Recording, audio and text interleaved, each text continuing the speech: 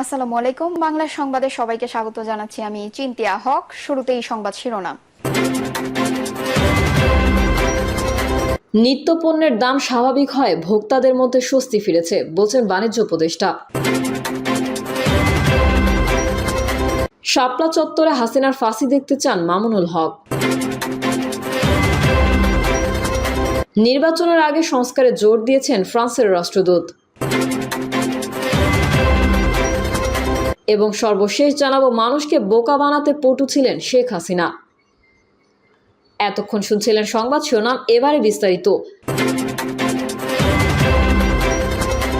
নিত্যপণ্যের দাম স্বাভাবিক হয়, ভোক্তাদের মধ্যে স্বস্তি ফিরেছে বলছেন বাণিজ্য উপদেষ্টা। বাণিজ্য উপদেষ্টা শেখ বসিরউদ্দিন বলেছেন, অন্তর্বর্তীকালীন সরকারের বিভিন্ন সক্রিয় পদক্ষেপ ও ব্যবসায় বিভিন্ন নীতি সহায়তার কারণে নিত্যপণ্যের দাম ও সরবরাহ স্বাভাবিক হয়, ভোক্তাদের মধ্যে স্বস্তি ফিরে এসেছে। তিনি বলেন, দীর্ঘমেয়াদী এই গতি অব্যাহত রাখতে নীতিগত বিষয়গুলোকে সহজীকরণ ও এর মাধ্যমে স্থানীয় উৎপাদন এবং আমদানিতে ঘাটতি পূরণ করা প্রয়োজন।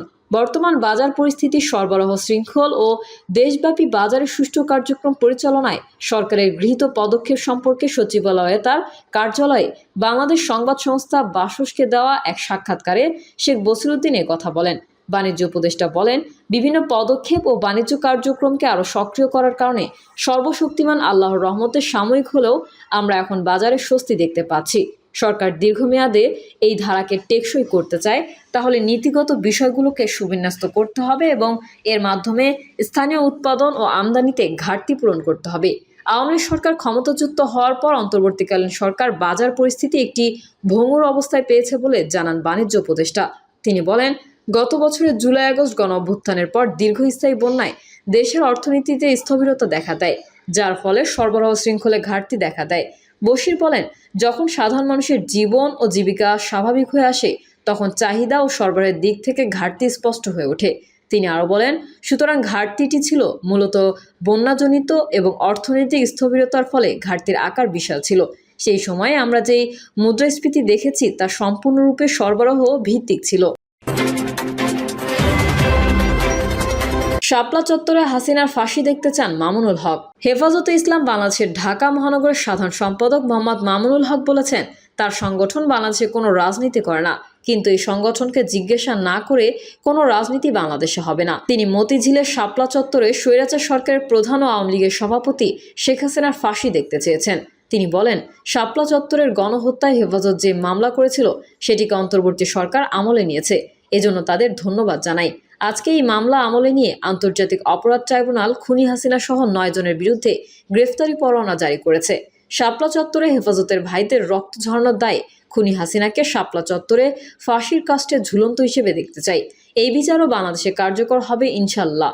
মামুনুল হক আরও বলেন, হেফাজতে ইসলাম বাংলাদেশের ইতিহাস ও অবদান।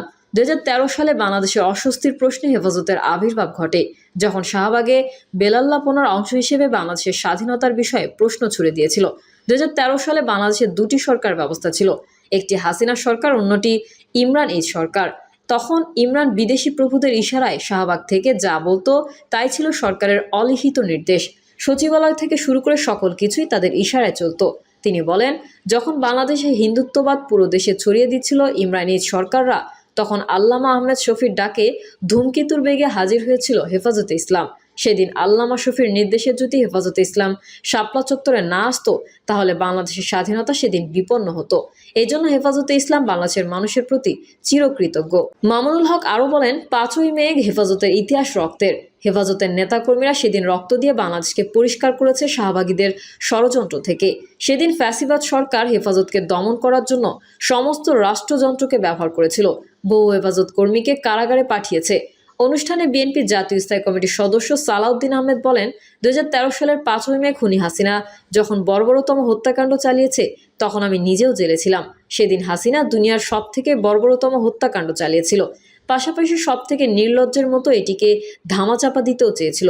কিন্তু ভাগ্যের কি নির্মম পরিহাস, জালিমের বিচার আল্লাহ এই দুনিয়াতেই করেছেন। নির্বাচনের আগে সংস্কারে জোর দিয়েছেন ফ্রান্সের রাষ্ট্রদূত। ঢাকায় নিযুক্ত ফরাসি রাষ্ট্রদূত ম্যারি মাসুদুপুই সম্প্রতি বাংলাদেশের বিভিন্ন রাজনৈতিক দলের নেতাদের সঙ্গে বৈঠক করেছেন। বৈঠকে তিনি আসন্ন জাতীয় নির্বাচনের আগে প্রয়োজনীয় সংস্কারের উপর জোর দিয়েছেন। ফরাসি রাষ্ট্রদূতের সঙ্গে বৈঠক করা দলগুলো হলো বাংলাদেশ জাতীয়তাবাদী দল, আমার বাংলাদেশ পার্টি এবং গণসংহতি আন্দোলন।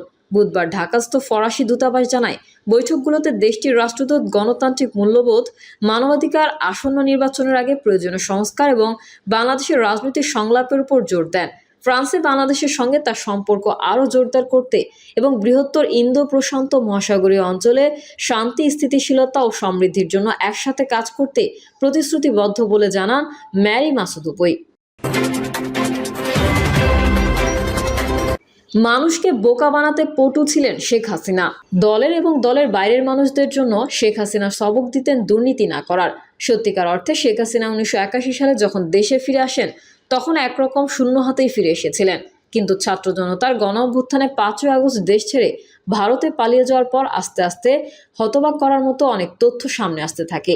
শেখ হাসিনা প্রধানমন্ত্রী থাকাকালে নিজেকে প্রাণবন্ত করে সাবলীলভাবে সাধারণ মানুষ ও নেতাকর্মীদের সামনে বিশ্বাসযোগ্যভাবে কিছু কথা বলতেন। তিনি প্রায়ই কবিতার ছন্দে বলতেন, নিঃস্ব আমি, রিক্ত আমি, দেবার কিছু নেই, আছে শুধু ভালোবাসা, দিয়ে গেলাম তাই। পরিবারের সদস্যদের পাশে রেখে প্রায় বলতেন, সন্তানদের জন্য আমি কোনো সম্পদ করিনি, তাদের লেখাপড়া শিখিয়ে মানুষ করেছি। আওয়ামী লীগ সরকারের পতনের পর বিভিন্ন শ্রেণী পেশার দোসরদের বিপুল পরিমাণ দুর্নীতি ও লুটপাটের তথ্য সামনে আসতে থাকে। একে একে শেখ হাসিনার মন্ত্রিসভার সদস্য এবং দলের সব পর্যায়ের নেতা ও জনপ্রতিনিধিদের দুর্নীতির সম্পদও প্রকাশ্যে আসে। অনেকেই গ্রেফতার হন, আত্মগোপনেও দেশের বাইরে পালিয়ে যেতে সক্ষম হন অনেকে। তবে শেখ হাসিনা ও তার পরিবার এবং আশেপাশের অতি ঘনিষ্ঠজনদের সম্পদ সবে চাউর হতে শুরু করেছে। প্রথমবারের মতো সোমবার সরকারের পক্ষ থেকে হাসিনা পরিবারের অবিশ্বাস্য সম্পদের ফিরিস্তি শুনে সবাই বিস্মিত হন। অথচ সাবেক প্রধানমন্ত্রী শেখ হাসিনা প্রায়ই তার বক্তৃতায় নীতিকথা নানা বাণী শোনাতেন, যার সঙ্গে এখন বাস্তবতার কোনো মিল খুঁজে পাওয়া যাচ্ছে না। বিশ্লেষকরা বলছেন, প্রকান্তরে শেখ হাসিনার এসব বক্তব্যের আড়ালে ছিল প্রচণ্ড ধূর্তামি ও প্রতারণা। মানুষকে বোকা বানাতে তিনি পটু ছিলেন, ফলে খুব বিশ্বাসযোগ্য করে তুলতে রসিয়ে রসিয়ে তিনি এসব কথা বলতেন। অনেক সময় কথার সঙ্গে আঞ্চলিক ভাষা যুক্ত করে প্রলুব্ধ করতেন সাধারণ মানুষকে। এসব কথার মারপ্যাচ এবং উন্নয়নের ফিরিস্তির আড়ালে তিনি ছিলেন মূলত আপদমস্তক দুর্নীতিবাজ ফ্যাসিস্ট। শেখ হাসিনা প্রায় বলতেন, দেশে ও দেশের বাইরে তার কোনো সম্পদ নেই, সেই জীবনেও তিনি ঢাকা ছেড়ে টুঙ্গিপাড়ায় গিয়ে থাকতে চান। তবে এসব মিষ্টি কথায় সাধারণ মানুষকে বোকা বানাতে পারলেও বিক্ষুব্ধ ছাত্র জনতা ঠিকই তার এসব ভণ্ডামি বুঝতে পেরেছিল। শিক্ষিত সচেতন মানুষও তার ভণ্ডামি বুঝতে পারতেন। ফলে 5ই আগস্ট আওয়ামী লীগের পতনের পর একে একে শেখ হাসিনা, তার পরিবার ও আশেপাশের মানুষের নামে যখন দেশ বিদেশে থাকা বিশাল সম্পদের তথ্য সামনে আসছে, তখন তারা অন্তত অবাক হচ্ছে না। তবে এতটা সম্পদ করে ফেলেছেন তা ছিল অনেকের কাছে কল্পনাতীত। মূলত বাস্তবতা হলো, তিনিও তার পরিবার ক্ষমতায় গিয়ে যেন আলাদিনের চেরাগ হাতে পেয়েছিলেন। ফলে ক্ষমতার অপব্যবহার ও দুর্নীতি করে দেশে ও বিদেশে গড়েছেন অঢেল সম্পদ। অথচ জনগণের সঙ্গে প্রতারণা করে সবসময় তিনি সততার বুলি আওড়াতেন। জানতে চাইলে ট্রান্সপারেন্সি ইন্টারন্যাশনাল বাংলাদেশের নির্বাহী পরিচালক এবং দুর্নীতি দমন সংস্কার কমিশনের প্রধান ডক্টর ইফতেখারুজ্জামান যুগান্তরকে বলেন, এটা ক্ষমতার জবাবদিহিন অপব্যবহার, দুর্নীতি ও প্রতারণা নির্ভর চোরতন্ত্রের দৃষ্টান্ত। এই বিষয়গুলো আমরা তখনই জেনেছি বা জানা গেছে, কিন্তু এভাবে হয়তো সামনে আসেনি, প্রচার হয়নি। ক্ষমতার একছত্র অপব্যবহার করে গড়ে তোলা বিপুল পরিমাণ সম্পদের তথ্য গোপন রাখতে প্রতারণার আশ্রয় নেওয়া হয়েছে। এমনকি তার এসব অপকর্ম জাস্টিফাই করার জন্য তিনি বিভিন্ন ধরনের যুক্তিও তুলে ধরতেন। তার সবই ছিল জনগণের সঙ্গে প্রতারণা। একই বিষয়ে রাজনৈতিক বিশ্লেষক ও নির্বাচন ব্যবস্থা সংস্কারের কমিশনের সদস্য ডক্টর জাহিদুর রহমান যুগান্তরকে বলেন, 2018 সালের রাতের ভোটের পর থেকে আমি আর আওয়ামী লীগকে রাজনৈতিক দলই মনে করি না। তারা একটা গ্যাং অব ক্রিমিনালসে পরিণত হয়েছে। শেখ হাসিনা সেই ক্রিমিনালদের নেতা ছিলেন। ফলে তিনি যখন এসব কথা বলছেন, এগুলো আমার বিশ্বাস করতাম না, এগুলো শুনতাম আর হাসতাম। কারণ যেই সরকারের ছোটখাটো লোকজন অকল্পনীয় পরিমাণ সম্পদ করেছে, তার পিয়ন 400 কোটি টাকার মালিক। ফলে সেই মানুষটার পরিবার কি থাকতে পারে সেটা আমরা ঠিকই বুঝতাম। এখন সেগুলোর প্রমাণ বা ডকুমেন্টগুলো পাচ্ছি।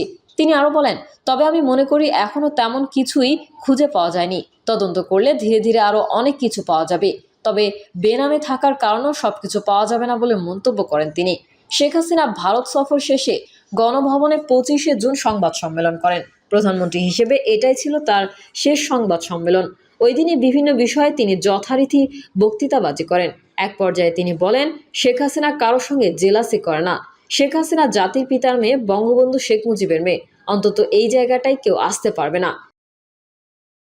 প্রিয় দর্শক, এই ছিল এখনকার সর্বশেষ সংবাদ। আপডেট ও সংবাদ পেতে চ্যানেলটি সাবস্ক্রাইব করে বেল আইকনটি ক্লিক করুন। কমেন্টে আপনার মতামত জানিয়ে আমাদের সাথেই থাকুন। ধন্যবাদ সবাইকে। আল্লাহ হাফেজ।